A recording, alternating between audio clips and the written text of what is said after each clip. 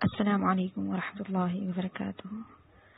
الحمد للہ الذی وکفی وسلام علی عباده الذین اصطفی، اما بعد فاعوذ باللہ من الشیطان الرجیم، بسم اللہ الرحمن الرحیم۔ رب اشرح لي صدري ويسر لي أمري واحلل عقدة من لساني يفقهوا قولي، رب زدني علما وعملا، اللهم فقهنا في الدين، اللهم اجعل القرآن ربيع قلوبنا ونور صدورنا وجلاء أحزاننا وذهاب همومنا۔ کیا حال ہے آپ لوگوں کے؟ اللہ نے چاہا تو سبھی خیرافیت سے ہوں گے۔ آج کی کلاس میں انشاءاللہ ہم سورۃ البقرہ آیت نمبر 87 سے 95 تک کا سبق پڑھیں گے۔ ترجمہ کرتے ہیں پہلے۔ بسم اللہ الرحمن الرحیم۔ وَلَقَدْ، اور البتہ تحقیق، آتینا، ہم نے دی، موسیٰ الکتاب، موسیٰ علیہ السلام کا کتاب، وقفینا، اور ہم نے پے در پہ بھیجے، من بعدہ، اس کے بعد، بالرسل، کئی رسول، وآتینا، اور ہم نے دیے، عیسیٰ ابن مریم، عیسیٰ ابن مریم کو، مریم البینات، عیسیٰ ابن مریم کو واضح دلائل، وأیدناہ، اور ہم نے اس کو قوت دی، بروح القدس، روح القدس کے ساتھ، افکلما، کیا پھر جب بھی، جاءکم، آیا تمہارے پاس، رسول، کوئی رسول، بما، ساتھ اس چیز کے جسے، لا تہوا، نہ چاہتے تھے، انفسکم، مستکبرتم، تمہارے نفس، تم نے تکبر کیا، ففریقاً، بس ایک فریق کو، کذبتم، تم نے جھٹلایا، وفریقاً، اور ایک فریق کو، تقتلون، تم قتل کر دیتے رہے، وقالو، اور انہوں نے کہا، قلوبنا غلف، ہمارے دل غلافوں میں ہیں، بلکہ لعنہم اللہ، لعنت کی ان پر اللہ نے، بکفرہم، باوجہ ان کے کفر کے، فقلیلا ما یؤمنون، پس کم لوگ ہی ایمان لاتے ہیں، ولما، اور البتہ جب، جاءہم، آ گئی ان کے پاس، کتاب من عند اللہ، کتاب اللہ کی طرف سے، مصدق، تصدیق کرنے والی ہے، لما، اس کی جو، معاہم، ان کے پاس ہے، وکانوا، اور تھے وہ، من قبل، اس سے پہلے، یستفتحون، فتح مانگا کرتے، علی الذین، خلاف ان لوگوں کے جنہوں نے کفر کفر کیا، فلما جاءہم، پس جب آ گیا ان کے پاس وہ، ما عرفو، جسے انہوں نے پہچان لیا، کفروا، تو انہوں نے کفر کیا، بہ، ساتھ اس کے، فلعنت اللہ، پس اللہ کی لعنت ہے، علی الکافرین، کافروں پر، بئس ما، بری ہے وہ چیز کہ، بئس ما اشتروا، بری ہے وہ چیز کہ بیچا انہوں نے، بہ، اس کے بدلے، انفسہم، اپنے نفسوں کو، ان یکفروا، یہ کہ وہ کفر کرتے، بما، ساتھ اس چیز کے ساتھ جو، انزل اللہ،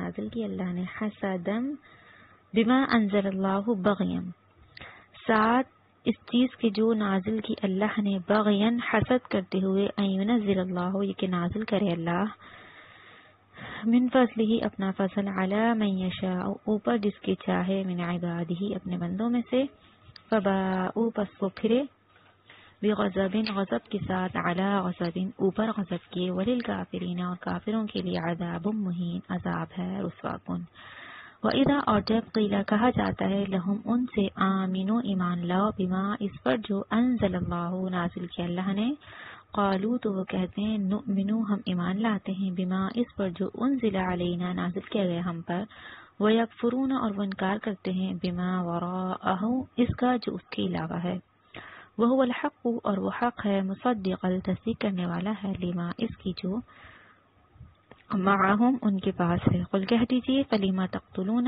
پس کیوں تم قتل کرتے رہے، انبیاء اللہ، اللہ کے انبیاء کو، من قبل، اس سے پہلے، ان کنتم مؤمنین، اگر تھے تم مومن، ولقد، اور البتہ تحقیق، جاءکم موسیٰ، آئے تمہارے پاس موسیٰ، بالبینات، واضح دلیلوں کے ساتھ، ثم اتخذتم العجل، پھر تم نے بنا لیا بچڑے کو، من بعدہ، اس کے بعد، وَأَنْتُمْ ظَالِمُونَ، اور تم ہو ہی ظالم، وَإِذْ أَخَذْنَا، جب ہم نے لیا، مِيثَاقَكُمْ، تم سے پختہ وعدہ، وَرَفَعْنَا، اور بلند کیا ہم نے، فَوْقَكُمُ الطُّورَ، اوپر تمہارے، طور پہاڑ کو، خُذُوا، پکڑو تم، ما آتیناکم، جو ہم نے تمہیں دیا، بقوت، قوت کے ساتھ، واسمعوا، اور سنو، قالوا، انہوں نے کہا، سمعنا، ہم نے سنا، وعصینا، اور ہم نے نافرمانی کی، وَأُشْرِبُوا اور وہ پلا دیے گئے فی قلوبہم العجل اپنے دلوں میں بچڑے کی محبت بکفرہم باسبب اپنے کفر کے قل کہہ دیجئے بئس ما بری ہے وہ چیز یأمرکم حکم کرتا ہے تمہیں بہی ایمانکم اس کا تمہارا ایمان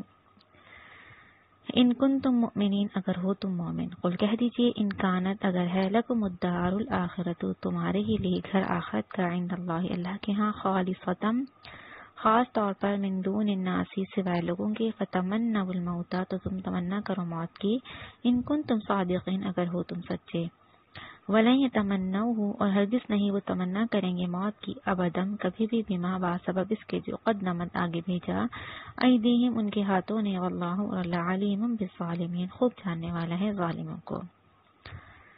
تو یہاں پر ہم نے سورہ بقرہ آیت نمبر 95 تک الحمدللہ ترجمہ کیا۔ اب ہم بڑھتے ہیں ان آیات کی تفسیر کی طرف۔ سورہ بقرہ آیت نمبر 87 اللہ کہتے ہیں اور بے شک ہم نے موسیٰ علیہ السلام کو کتاب دی، پھر اس کے بعد پے در پے رسول بھیجے، اور عیسیٰ ابن مریم کو واضح معجزے عطا فرمائے اور روح القدس سے ان کی تائید کی۔ پھر جب بھی کوئی رسول کوئی ایسی چیز لایا جو تمہاری خواہش کے خلاف تھی تو تم اکڑ بیٹھے۔ رسولوں کا ایک گروہ ایسا تھا جسے تم نے جھٹلا دیا اور ایک گروہ کو تم نے قتل کر ڈالا۔ اب اللہ کہتے ہیں بلا شبہ ہم نے موسیٰ علیہ السلام کو کتاب دی، موسیٰ علیہ السلام کو تورات عطا کی گئی تھی، پھر اس کے بعد پے در پے رسول بھیجے۔ بنی اسرائیل میں اللہ تعالیٰ نے بہت سارے انبیاء اور رسول کو بھیجے۔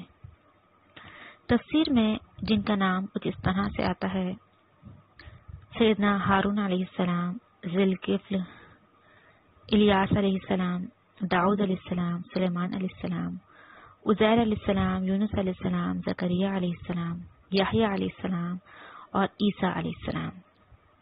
ایک نام اور آتا ہے جو کہ لقمان علیہ السلام کا ہے، لیکن آگے جا کے ہم پڑھیں گے لقمان علیہ السلام کے بارے میں یہ آتا ہے کہ وہ نبی نہیں تھے بلکہ اللہ کے نیک بندے تھے، اور اللہ نے ان کو بہت زیادہ علم اور فہم اور حکمت عطا کی ہوئی تھی۔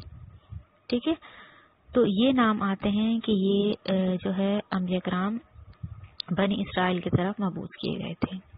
بہت سارے انبیاء اور رسول اللہ نے بنی اسرائیل کی طرف بھیجے۔ پھر فرمایا اور عیسیٰ ابن مریم کو واضح معجزے عطا کیے گئے۔ عیسیٰ ابن مریم، عیسیٰ علیہ السلام جو کہ مریم علیہ السلام کے بیٹے تھے۔ چونکہ عیسیٰ علیہ السلام کی ولادت بن باپ کی ہوئی، جس کو انشاءاللہ ہم آگے جا کے پڑھیں گے، اسی لیے ان کو عیسیٰ ابن مریم کہا جاتا ہے، کیونکہ وہ بن باپ کے پیدا ہوئے، ان کی ماں کا نام ان کے ساتھ آتا ہے۔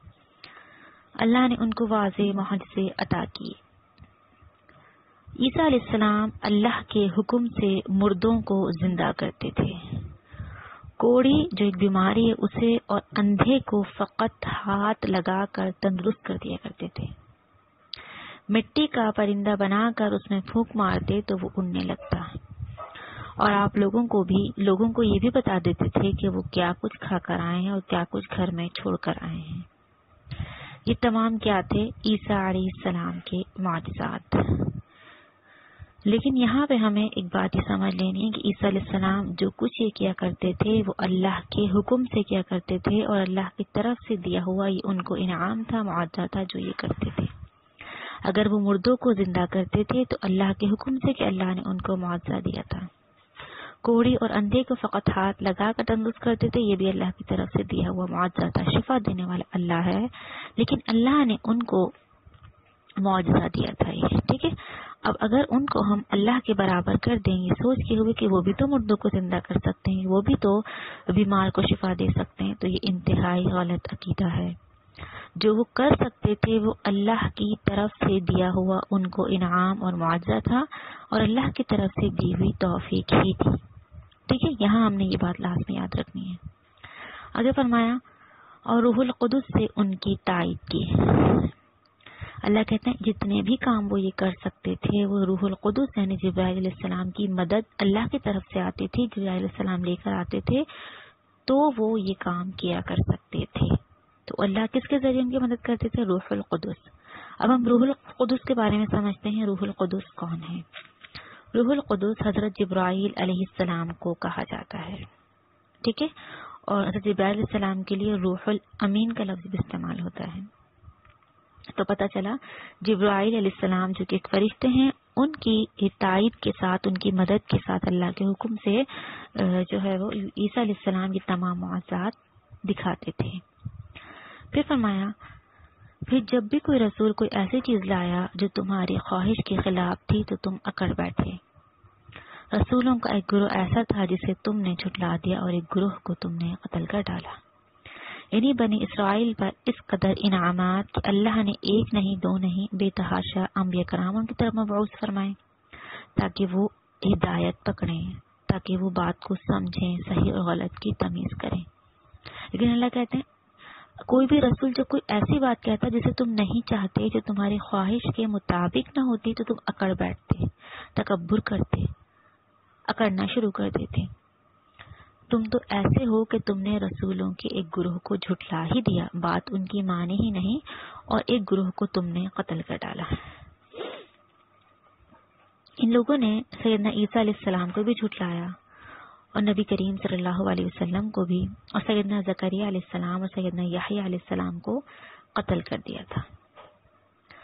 یہ بنی اسرائیل سیدنا عیسیٰ علیہ السلام کو بھی مروا ڈالنا چاہتے تھے، بالکل ڈر پہ تھے کہ ان کو بھی مروا دیں، لیکن اللہ تعالیٰ نے اپنی خاص مہربانی سے انہیں اوپر آسمانوں پر اٹھا لیا۔ عیسیٰ علیہ السلام زندہ آسمانوں پر اٹھا لیے گئے تھے اور قرب قیامت ان کا نزول ہوگا۔ ان کو موت نہیں آئی بلکہ اللہ نے ان کو آسمانوں پر اٹھایا ہوا ہے، اور اس کی تائید انشاءاللہ ہم قرآن و حدیث سے سمجھیں گے، آگے جا کے اس کا واقعہ آئے گا کس طرح سے اللہ نے عیسیٰ علیہ السلام کو آسمانوں پر زندہ اٹھایا تھا۔ تو وہ چاہتے یہ تھے کہ عیسیٰ علیہ السلام کو بھی قتل کر ڈالیں، اور انہوں نے اس سے پہلے بھی انبیاء کرام کو قتل کیا۔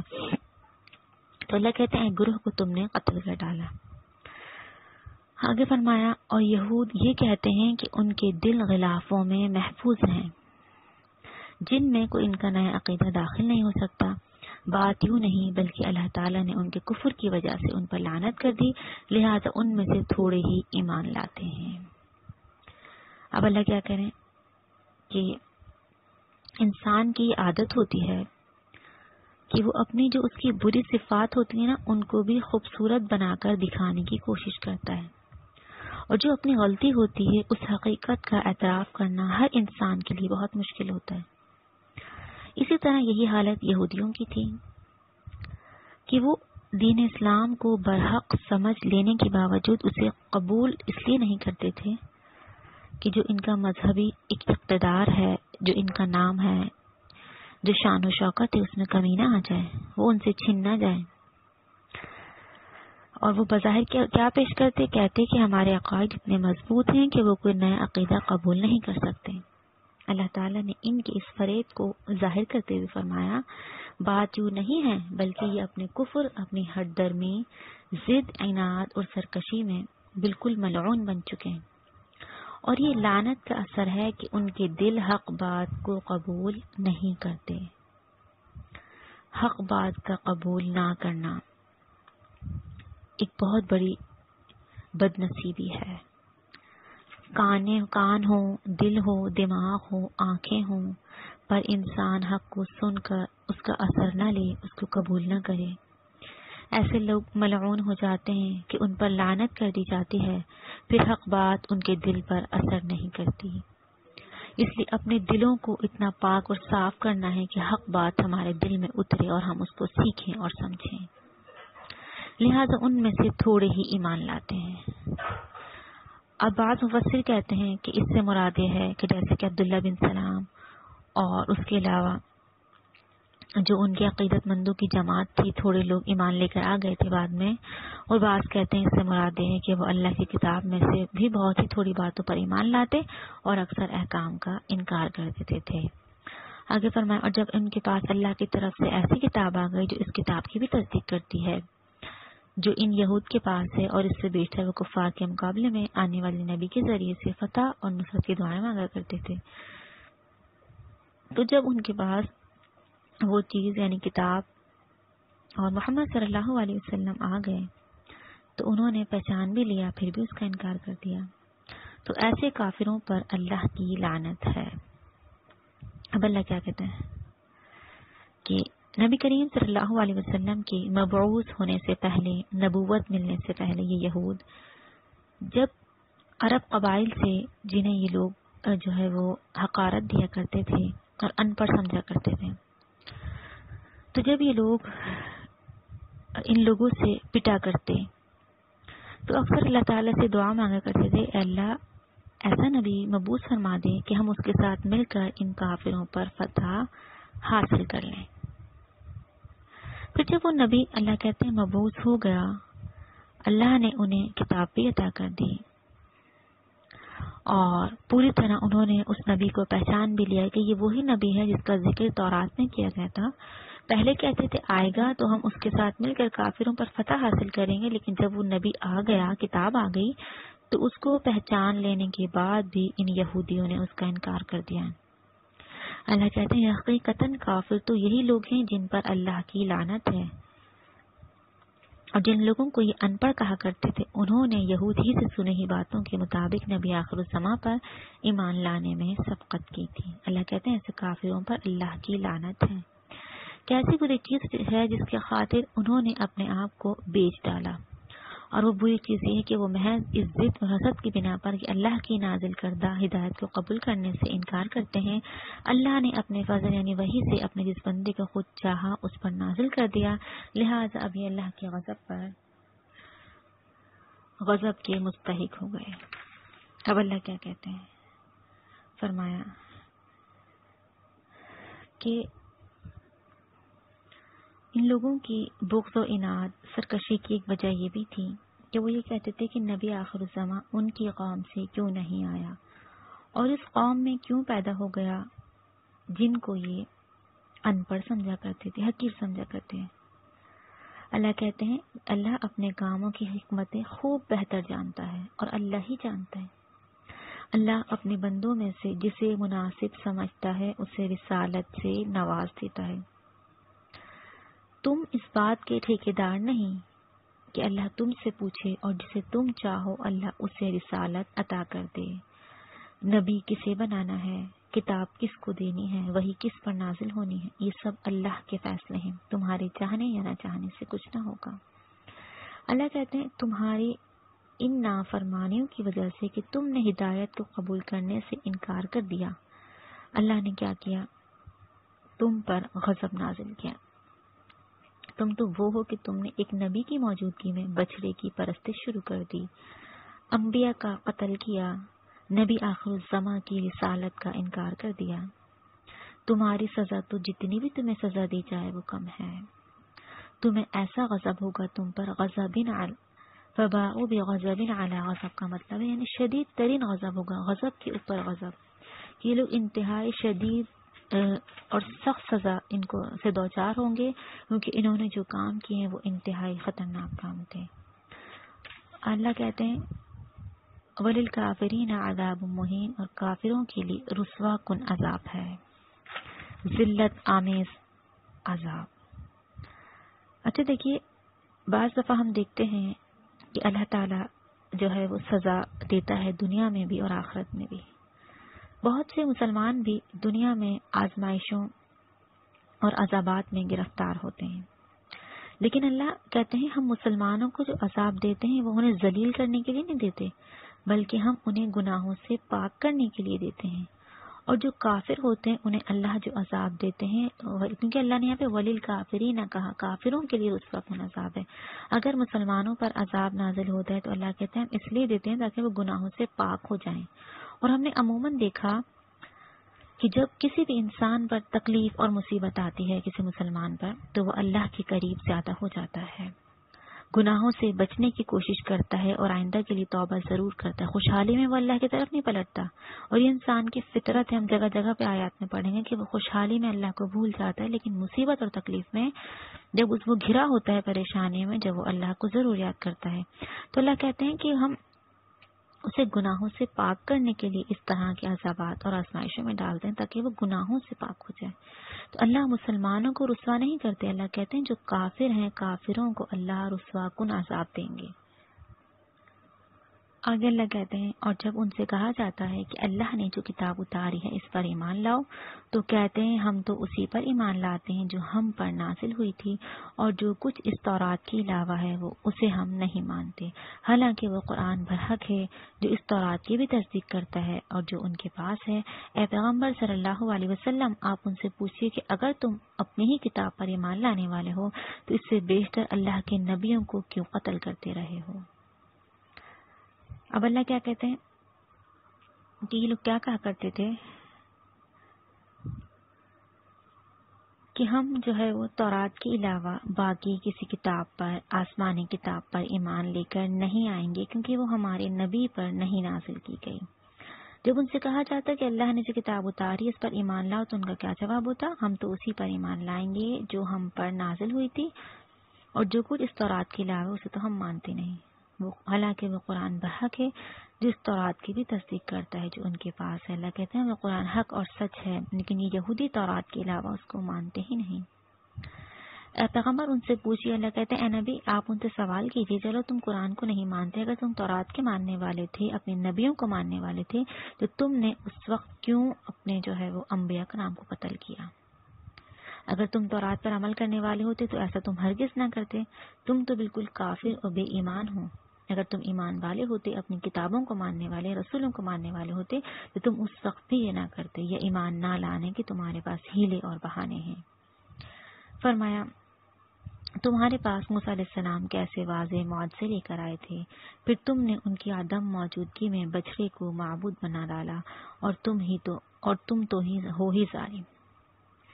اب اللہ کیا کہتے ہیں موسیٰ علیہ السلام تمہارے پاس کیسے واضح معجزے لے کر آئے۔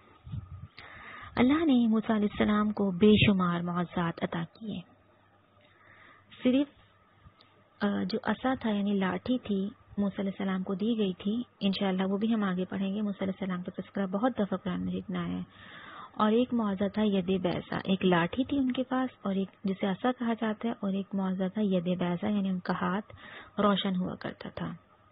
ان دو معجزات کے علاوہ بہت سے معجزات دیے اللہ نے انہیں، یعنی سمندر کا پھٹ جانا، فرعون کو غرق کر دینا، چٹان سے 12 چشموں کا پھوٹ نکلنا، جنگل میں منو سلوہ کا اترنا، اور اس کے علاوہ بہت سے معجزات۔ اللہ کہتے ہیں اتنے واضح معجزات اتر جانے کے باوجود، دیکھنے کے باوجود بھی تم اللہ کی الوہیت پر کہ وہ اللہ ایک ہے، اس کے علاوہ کسی کی عبادت نہیں کرنی، اس کی ذات اور صفات میں اس کو اکیلے ہی ماننا ہے، اس بات پر تم ایمان لے کر نہ آئے۔ اور تم دیکھو تو ذرا کہ موسیٰ علیہ السلام کی غیر حاضری میں تمہیں تھوڑا سا موقع ملا، موسیٰ تمہارے بیچ نہیں تھے، وہ کوہ طور پر تھے، تو فوراً تم نے پیچھے سے بچڑے کی پرستش شروع کر دی۔ اس سے بڑھ کر اور ظلم کیا ہوگا؟ یہ ظلم ہے کہ تم نے کس طرح سے بچڑے کی پوجا شروع کر دی۔ فرمایا اور وہ واقعہ بھی یاد کرو جب ہم نے طور پہاڑ کو تمہارے اوپر اٹھا کر تم سے قرار لیا اور حکم دیا تھا کہ جو کتاب تمہیں دی جا رہی ہے اس پر مضبوطی سے عمل پیرا ہونا اور اس کے احکام غور سے سننا، تو تمہارے اسلاف کہنے لگے ہم نے یہ حکم سن لیا اور دل میں کہا ہم مانیں گے نہیں۔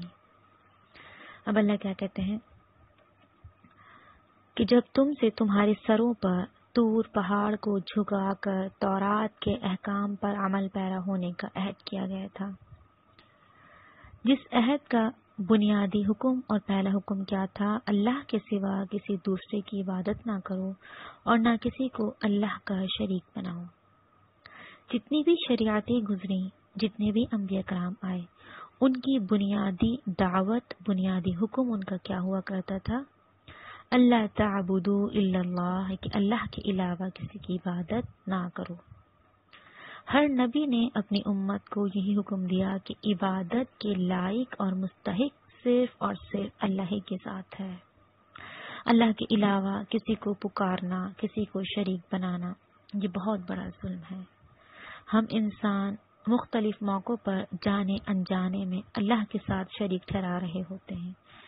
جن باتوں کا مستحق وہ رب تعالی ہے جس نے اکیلے اس دنیا کے نظام کو سنبھالے ہوئے ہے، جو اللہ دن اور رات ہماری حفاظت کرتا ہے، جو تھکتا نہیں، جو ہمیں دن اور رات رزق مہیا کر رہا ہے، وہ اللہ رب العالمین اپنے خزانوں میں سے ہمیں عطا کر رہا ہے، اس کے علاوہ کوئی نہیں جو ہمیں عطا کرنے والا ہو، جس نے ہمیں بنایا، اس کائنات کو بنایا اور اس کائنات میں تمام چیزوں کو ہمارے فائدے کے لیے پیدا کر دیا۔ اس کے باوجود ہم اس اللہ کے احسانات کو مانتے نہیں بلکہ اس رب کے ساتھ شریک ٹھہراتے ہیں۔ وہ اللہ اکیلا اور یکتا ہے۔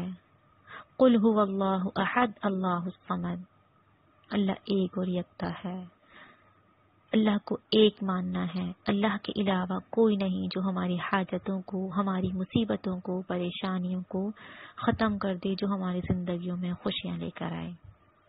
اس لیے جب بھی پکارنا ہے اللہ کو پکارنا ہے۔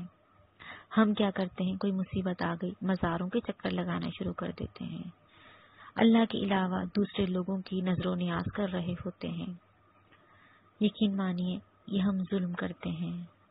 ہمیں خالص اللہ ہی کو پکارنا ہے، اس کے نام کی نظر و نیاز کرنی ہے۔ کھانا بنانا ہے اللہ کے نام کا بنانا ہے۔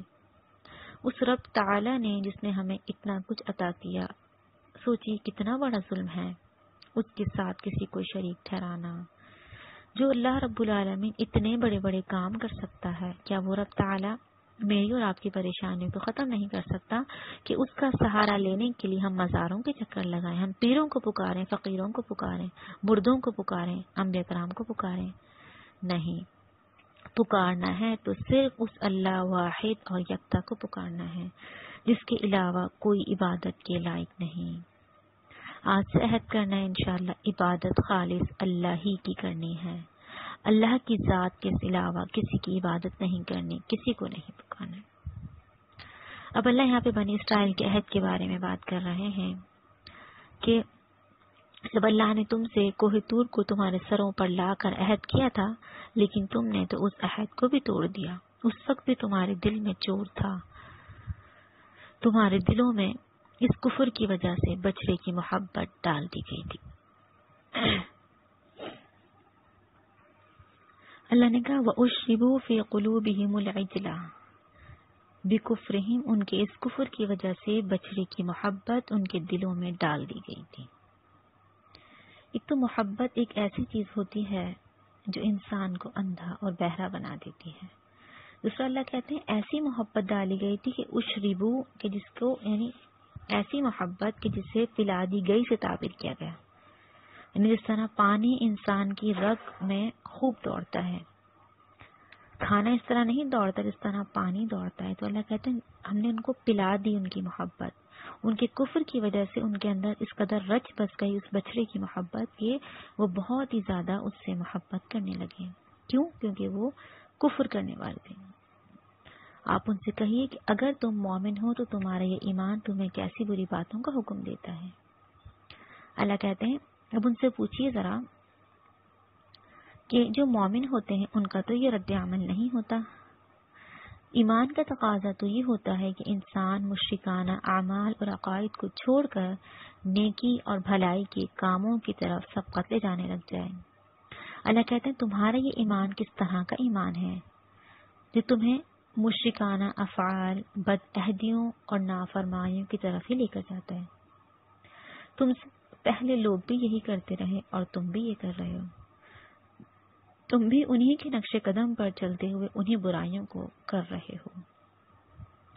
آگے فرمایا آپ صلی اللہ علیہ وسلم ان یہود سے کہیے اگر آخرت کا گھر دوسرے تمام لوگوں کو چھوڑ کر صرف تمہارے ہی لیے مخصوص ہے، اگر تم اپنے اس دعوے میں سچے ہو تو پھر مرنے اور مر کر فوراً اسے حاصل کرنے کی آرزو تو کرو۔ اب اللہ کیا کہتے ہیں، جس طرح یہود کہا کرتے تھے کہ آخرت کا گھر ہمارے لیے ہی مخصوص ہے، اللہ ہمیں وہاں عذاب نہ دے گا تو صرف 40 دن ہی دے گا۔ اللہ کہتے ہیں کہ جن لوگوں کو آخرت سے لگاؤ ہوتا ہے وہ دنیا پر اس قدر ریجھے ہوئے نہیں ہوتے، دنیا میں اس قدر منہمک اور مشغول نہیں ہوتے، وہ آخرت کی فکر کر رہے ہوتے ہیں، اپنی موت کو یاد رکھ رہے ہوتے ہیں۔ مگر اے یہودیوں تمہارا حال تو اس کے بالکل برعکس رہا ہے۔ اللہ نے کہا تمہارا یہ غلط دعویٰ ہے کہ تم آخرت تک تمہارے لیے ہی ہے۔ جو لوگ آخرت کی فکر کرنے والے ہوتے ہیں وہ اس دنیا میں رہ کر اس کی تیاری کرتے ہیں، وہ دنیا میں اس قدر منہمک نہیں ہوتے، دنیا میں اپنی آخرت کو بھلانے بیٹھے ہوتے، بلکہ وہ اس کی تیاری کر رہے ہوتے ہیں۔ فرمایا لیکن یہ لوگ ایسی آرزو کبھی بھی نہیں کریں گے۔ وجہ یہ ہے کہ جو گناہوں کے کام انہوں نے وہاں کے لیے آگے بھیجے ہوئے ہوں گے ان کا انہیں علم ہے، اور اللہ تعالیٰ ایسے ظالموں کو خوب جانتا ہے۔ حضرت ابن عباس اس آیت کی تفسیر اس طرح سے کرتے ہیں کہ یہودیوں کو کہا گیا کہ اگر تم نبوت محمدیہ کا انکار کرتے ہو اور اللہ سے محبت کا دعویٰ کرتے ہو اور اس دعوے میں تم سچے ہو تو مباہلہ کرو۔ مباہلہ کیا تھا؟ یعنی اللہ کی بارگاہ میں مسلمان اور یہودی دونوں مل کر یہ عرض کریں، یا اللہ دونوں میں سے یعنی مسلمانوں اور یہودیوں میں سے جو جھوٹا ہے اسے موت سے ہمکنار کر دے۔ لیکن اللہ کہتے ہیں، اللہ نے فرمایا یہ ہرگز موت کی آرزو نہ کریں گے، کیونکہ ان کو اپنے اعمال کا پتہ ہے۔ انہیں پتہ ہے جو ہم زندگی گزار رہے ہیں وہ کس طرح کی زندگی گزار رہے ہیں، اور وہاں جا کے ہمیں جو ہے وہ وہی ملنا ہے، سزا ہی ملنی ہے، جہنم ہی ملنی ہے، دوزخ ہی ہمارا جو ہے وہ ٹھکانہ ہے۔ اسی لیے انہوں نے یہ دعوت مباہلہ کو قبول نہ کیا۔ اللہ کہتے ہیں کہ جو گناہوں کے کام انہوں نے وہاں کے لیے آگے بھیجے ہوئے انہیں ان کا علم ہے کہ ہم جو کچھ کر رہے ہیں اس کا ہمارے ساتھ انجام ہونا کیا ہے۔ اللہ تو ایسے ظالموں کو خوب جانتا ہے۔ اللہ کہتے ہیں جو تم دنیا میں رہ کر رہے ہو اللہ سے کچھ چھپا ہوا نہیں ہے، اللہ تمہارے ایک ایک ظلم پر نگاہ رکھے ہوئے ہے، وہ جان رہا ہے۔ اللہ تمہاری تمام چیزوں کو جانتا ہے، اور جو کچھ تم کرو گے اس کے مطابق وہاں پہ جزا اور سزا پاؤ گے۔ تو یہاں پر الحمدللہ ہم نے آیت نمبر 95 تک سورہ بقرہ کی ترجمہ تفسیر کو سمجھا۔ اللہ سے دعا کرتے ہیں اللہ تعالیٰ اس کلام کو ہمیں ٹھیک طور پر سیکھنے اور سمجھنے والا بنا دے۔ اللہ ہم سے راضی ہو جائے۔ اللہ اس کلام کو ہمارے دلوں کی بہار بنا دیں، سینوں کا نور بنا دیں، اللہ آنکھوں کی ٹھنڈک بنا دیں۔ اللہ اس قرآن کی برکت سے ہماری تمام مشکلات کو، پریشانیوں کو، اللہ مصیبتوں کو، فکروں کو اللہ دور کر دیں۔ اس کلام کو ہمارے لیے توشہ آخرت بنا دیں، قبر میں اس کو ہمارا ساتھی بنا دیں۔ اللہ یہ جو پڑھنے پڑھانے کا ہم کام کر رہے ہیں اس کو اپنی بارگاہ میں قبول اور منظور فرما دیں۔ اللہ خالص طور پر خالص نیت کے ساتھ ہمیں یہ کام کرنے والا بنا دے۔ اللہ اس میں ریاکاری، نمود و نمائش، دکھاوا اللہ شیطان کی طرف سے آ جاتا ہے۔ اللہ ہم تمام کی نیتوں کو پاک اور صاف کر دے، خالص ہر عمل اپنی رضا کے لیے کرنے والا بنا دے۔ تو اس دعا اور امید کے ساتھ کہ انشاءاللہ زندگی رہی، اللہ نے چاہا تو آئندہ کلاس میں ملاقات ہوگی۔ آپ تمام اپنا خیال رکھیے گا، دعاؤں میں یاد رکھیے گا۔ اللہ حافظ۔ سبحانک اللہم و بحمدک، نشہد ان لا الہ الا انت، نستغفرک و نتوب الیک۔ وصلی اللہ تعالی علی خیر خلقہ محمد و آلہ و صحبہ اجمعین برحمتک یا ارحم الراحمین۔ السلام علیکم و رحمۃ اللہ وبرکاتہ۔